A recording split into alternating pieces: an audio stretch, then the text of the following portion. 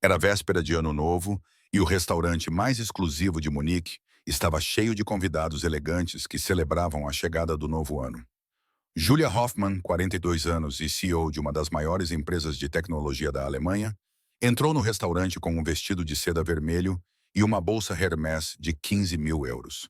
Ela tinha reservado uma mesa 2 meses antes, mas quando se aproximou do maître, ele informou-lhe com um sorriso constrangido que havia ocorrido um erro e que a sua mesa tinha sido atribuída a outra pessoa.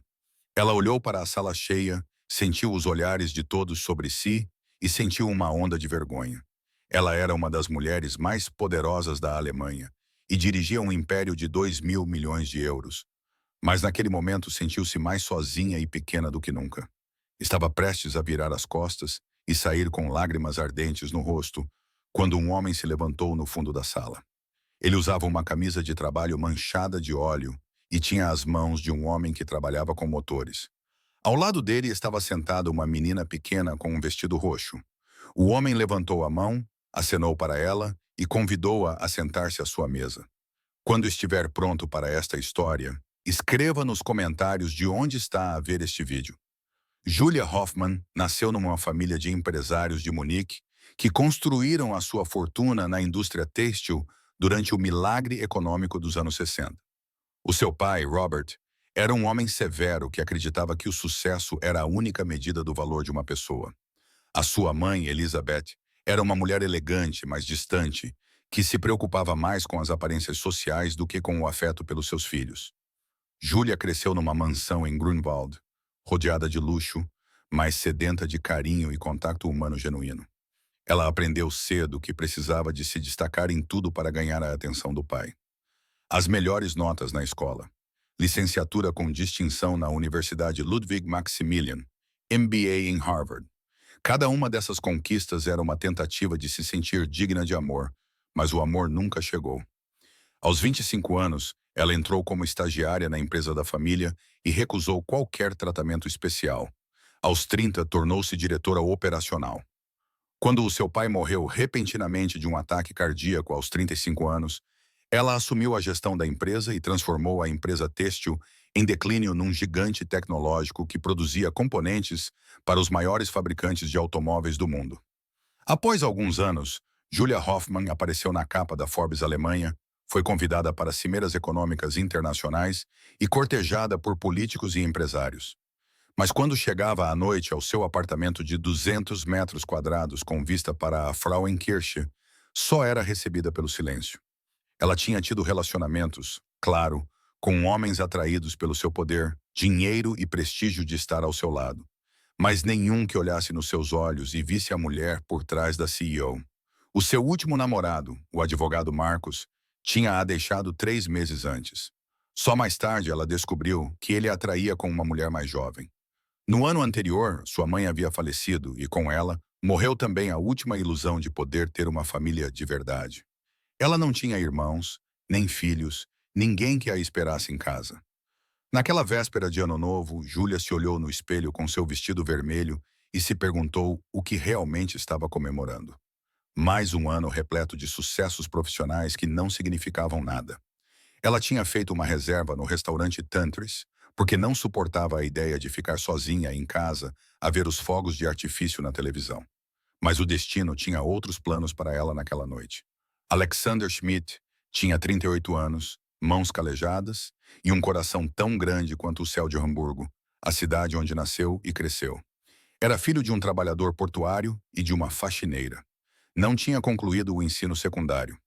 Aos 10 anos, o seu pai morreu num acidente de trabalho e Alexander teve de abandonar a escola para ajudar a mãe e cuidar dos irmãos mais novos. Trabalhou numa oficina mecânica e descobriu o seu talento para motores. Aos 20 anos, mudou-se para Munique, atraído pelas oportunidades que a capital bávara prometia. Trabalhou como funcionário em várias oficinas. Aos 28 anos, abriu a sua própria oficina, um pequeno local em Neuperlach, que comprou com as poupanças de toda a sua vida. A oficina não o tornou rico, mas deu-lhe algo mais valioso, a dignidade de ser dono do seu próprio destino. Aos 30 anos, conheceu Kara, uma professora primária com o sorriso mais doce que já tinha visto. Ela levou o seu velho VW Golf à oficina dele e ele apaixonou-se por ela enquanto lhe explicava o que estava errado com o motor. Ela olhou para ele com os seus olhos castanhos, cheios de luz, e disse que não entendia nada de carros, mas gostava da forma como ele falava sobre eles. Eles eram felizes, profundamente e simplesmente felizes, no seu apartamento de 60 metros quadrados com varanda que dava para um pátio interno cheio de floreiras. Tiveram uma filha, Sophie, que herdara os olhos da mãe e a teimosia do pai. Durante 5 anos, Alexander acreditou ter tudo o que um homem poderia desejar. Então Kara adoeceu. O cancro chegou silencioso e implacável como um ladrão na noite. Em 18 meses, levou a mulher que Alexander amava mais do que a sua própria vida e deixou-o sozinho com uma filha de 6 anos que todas as noites perguntava quando a mãe voltaria. Desde então, passaram-se 2 anos. 2 anos em que Alexander aprendeu a ser pai e mãe ao mesmo tempo, a cozinhar, a fazer tranças no cabelo de Sophie e a consolá-la quando ela chorava durante o sono. 2 anos em que ele deixou de lado a sua própria dor para ser forte para a sua filha. Naquela véspera de Ano Novo, Alexander decidiu fazer algo especial para Sophie. Levou-a ao restaurante Tantris e gastou o que normalmente ganhava numa semana. Queria que ela tivesse uma lembrança feliz. Vestiu a sua melhor camisa, apesar de ainda ter manchas de óleo. Não esperava que aquela noite mudasse a sua vida para sempre. Quando Julia entrou no restaurante, Alexander reparou nela imediatamente. Não porque ela fosse bonita. Era ela, com aquele vestido vermelho que parecia ter sido feito à medida para o seu corpo elegante. Ele reparou nela porque viu algo nos seus olhos, algo que via todas as manhãs no espelho. Era a solidão, aquela solidão especial de alguém que está rodeado de pessoas, mas não tem ninguém ao seu lado, que sorri para as fotos, mas chora em silêncio quando ninguém está a ver.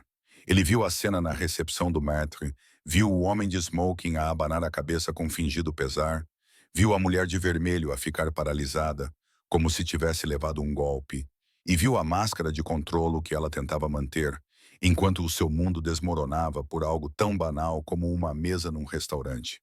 Mas Alexander sabia que não era banal. Ele sabia o que significava sentir-se rejeitado, invisível, não ser bom o suficiente para ninguém. Sophie puxou a manga do pai e perguntou quem era aquela senhora com o vestido lindo, que parecia saído de um conto de fadas de princesas. Alexander respondeu que não sabia, mas que ela parecia muito triste, como se algo de mal lhe tivesse acontecido. Sophie disse, com a sabedoria inocente das crianças que ainda não aprenderam a construir muros, que então deviam convidar a mulher para se sentar com eles, porque ninguém deveria estar triste na véspera de Ano Novo. Alexander hesitou por um momento e sentiu o peso da realidade sobre os seus ombros. Ele sabia que aquela mulher pertencia a um mundo completamente diferente do seu, um mundo de riqueza, poder e privilégios que ele nunca conheceria. Ele sabia que ela provavelmente o veria com desprezo ou, pior ainda, com pena condescendente. Mas então ele olhou para a sua filha, viu a sinceridade absoluta em seu rosto sardento e lembrou-se do que Kara sempre lhe dizia. A gentileza não custa nada e pode mudar tudo na vida de uma pessoa. Às vezes, um pequeno gesto de generosidade pode fazer a diferença entre o desespero e a esperança. Ele levantou-se lentamente e sentiu os olhares de todo o restaurante fixos nele como agulhas de gelo. Ele estava dolorosamente consciente da sua camisa manchada de óleo, das suas mãos calejadas com as unhas enegrecidas pelo trabalho e do fato de parecer completamente deslocado naquele templo do luxo de Munique. Mas mesmo assim levantou-se porque a sua filha lhe tinha ensinado algo, que era mais importante ser uma boa pessoa do que se encaixar em algum lugar. Levantou a mão e acenou para a mulher de vermelho, que estava prestes a sair, convidando-a com um gesto a aproximar-se. Julia viu-o e ficou paralisada. O coração batia-lhe forte contra as costelas. Por um momento pensou que se tinha enganado e que aquele gesto era dirigido a outra pessoa atrás dela. Mas o homem continuou a olhar diretamente nos seus olhos, sorrindo para ela de forma simples e despretensiosa, e apontou para a cadeira vazia à sua mesa, como se fosse a coisa mais natural do mundo. O maître aproximou-se dela com uma expressão desconfortável, quase horrorizada, e tentou dissuadi-la do que ela obviamente pretendia fazer. Ele sussurrou que encontraria uma solução em alguns minutos e que, sob nenhuma circunstância, Era necessário que ela se sentasse com pessoas assim. Júlia olhou para ele com um olhar determinado. A diretora executiva e ministra do governo nas salas de reuniões mais importantes do país o fez tremer e disse-lhe com voz clara e firme que eram exatamente essas pessoas com quem ela queria passar o ano novo. Determinada, atravessou o restaurante, sentindo todos os olhares sobre si, como se estivesse num jardim zoológico. Julia Hoffman, a rainha da indústria alemã, a mulher que aparecia na revista Forbes, sentou-se ao lado de um mecânico com a camisa manchada e a sua filha pequena. Mas pela primeira vez em anos, não se importava com o que os outros pensavam. Alexander apresentou-se com um aperto de mão firme e sincero, um tipo de aperto de mão ao qual Julia não estava habituada há anos. Ela estava habituada a sentir os toques calculistas do mundo dos negócios, onde tudo era aparência e manipulação. Ele disse-lhe o seu nome e o da sua filha, e perguntou-lhe naturalmente se ela queria vinho tinto ou branco.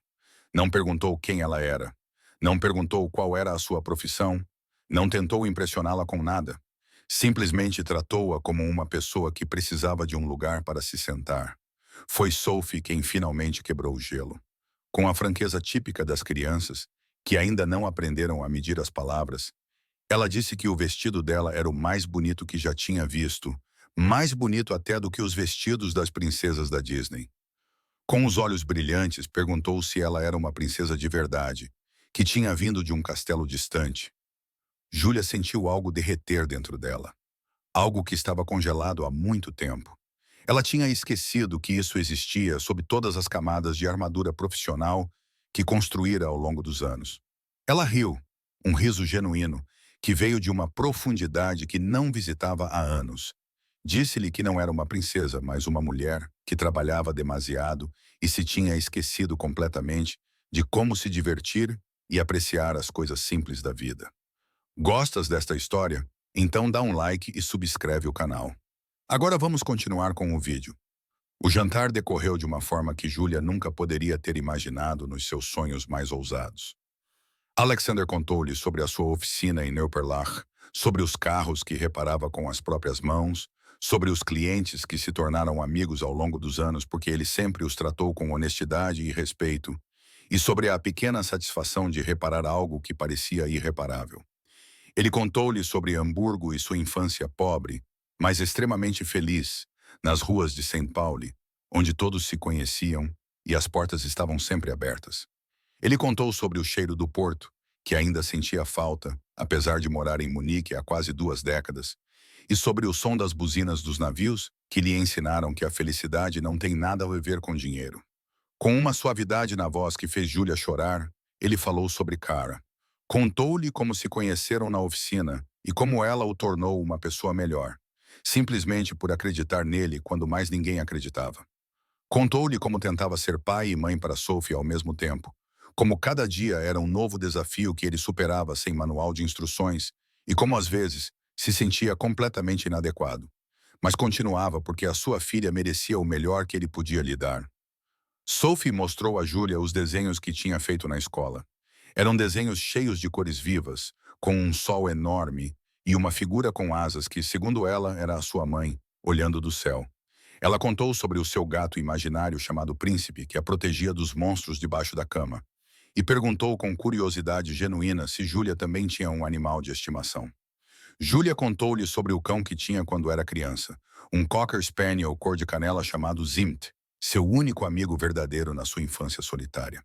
Naquela mansão grande demais e silenciosa demais, onde os seus pais estavam sempre ocupados e o carinho era tão raro quanto água no deserto. Pela primeira vez em anos, Julia não pensou no trabalho, nas reuniões do dia seguinte, nos problemas da empresa ou nos e-mails que se acumulavam na sua caixa de entrada. Pela primeira vez em anos, ela estava simplesmente presente, completamente presente naquele momento, naquela mesa, com aquelas 2 pessoas que não queriam absolutamente nada dela, exceto a sua companhia. Quando chegou a meia-noite, o restaurante explodiu em aplausos e gritos, enquanto a televisão mostrava os fogos de artifício. Os garçons trouxeram champanhe. Os fogos de artifício iluminavam o céu de Munique do lado de fora das janelas. Suas explosões de cores refletiam nas paredes douradas do restaurante e nos olhos maravilhados de Sophie. Alexander ergueu a sua taça solenemente e fez um brinde simples, mas profundo. As boas pessoas que se encontram por acaso nos lugares mais inesperados e a imensa felicidade de reconhecê-las quando as encontramos.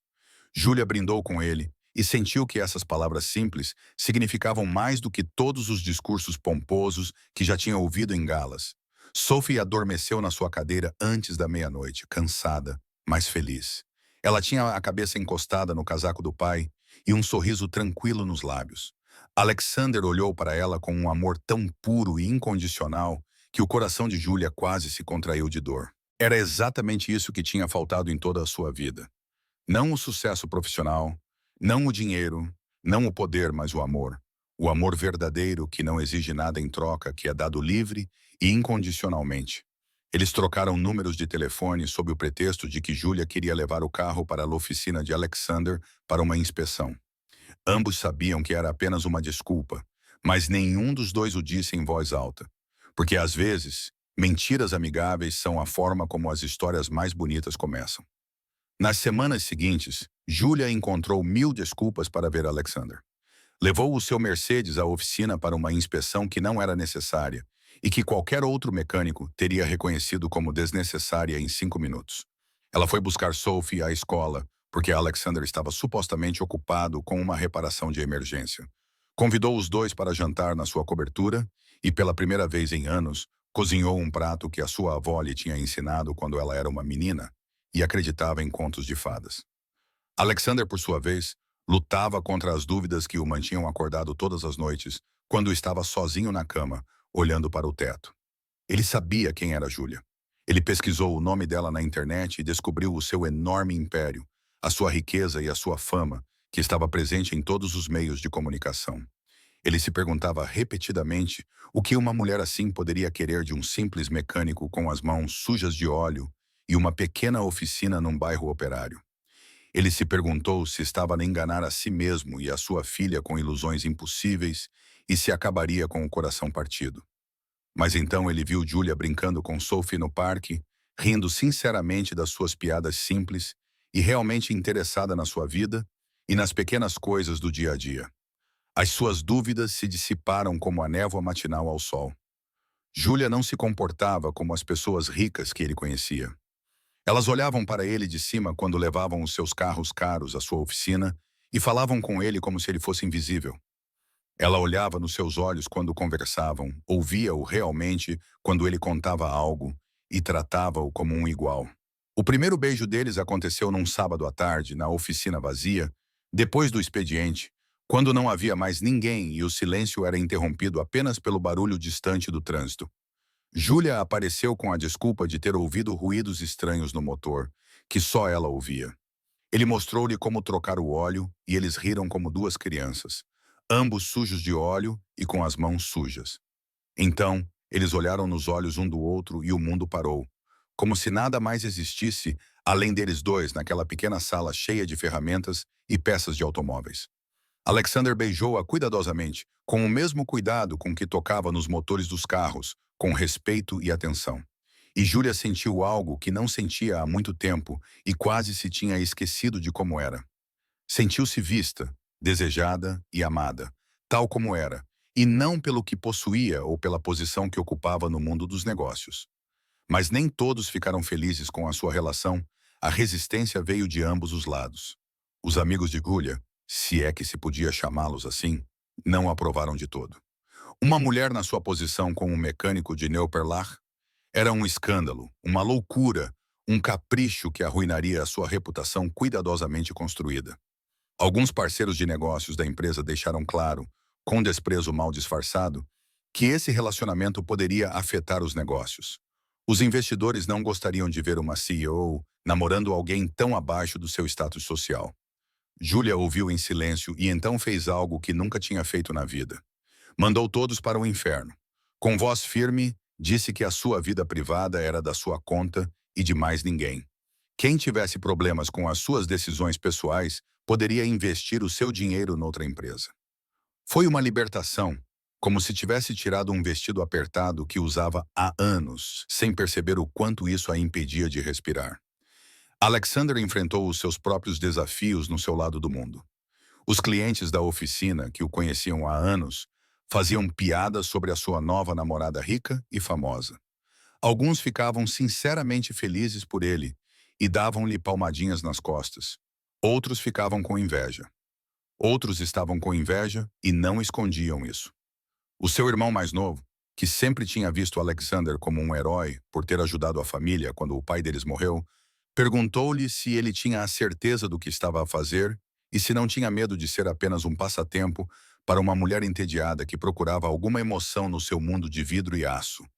Mas Alexander já conhecia Julia bem o suficiente.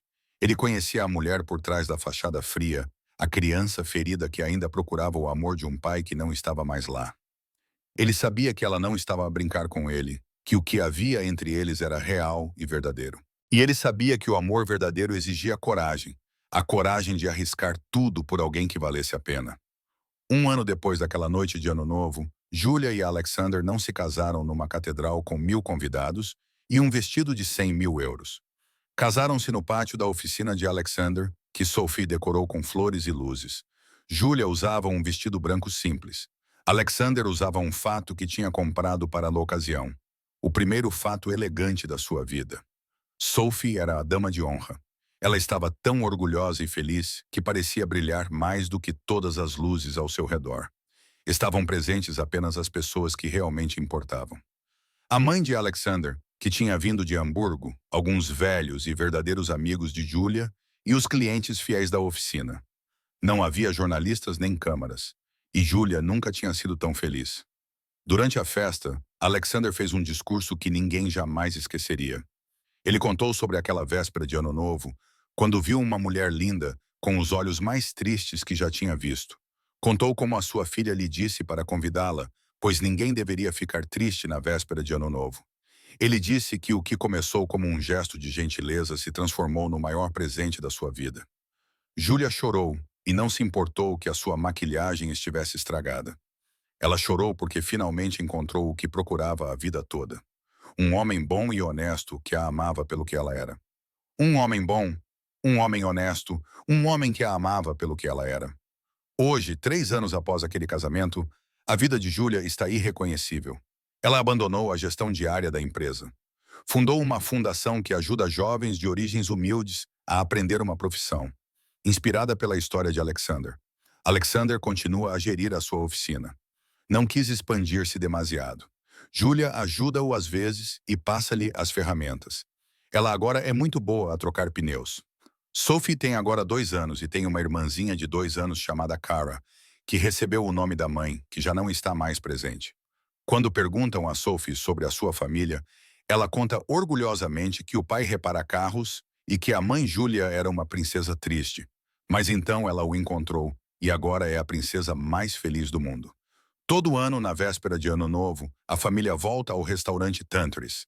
Eles voltam porque foi lá que tudo começou. Lá onde um dia um mecânico acenou para uma bilionária solitária. Essa história nos lembra que a solidão não conhece classe social.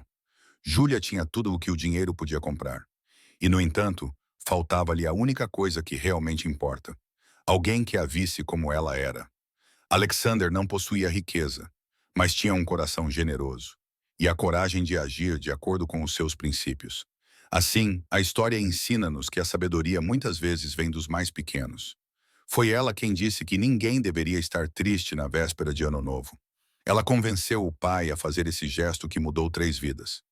O gesto de Alexandre lembra-nos que a bondade pode mudar o destino. Ele não sabia quem era Julia, não esperava nada em troca, simplesmente viu uma pessoa em necessidade e decidiu agir. E Julia mostra-nos que nunca é tarde para mudar a vida e colocar a felicidade acima do sucesso. Se esta história te lembrou que o amor pode ser encontrado nos lugares mais inesperados e que nunca se deve julgar as pessoas pela aparência, então ela cumpriu o seu propósito.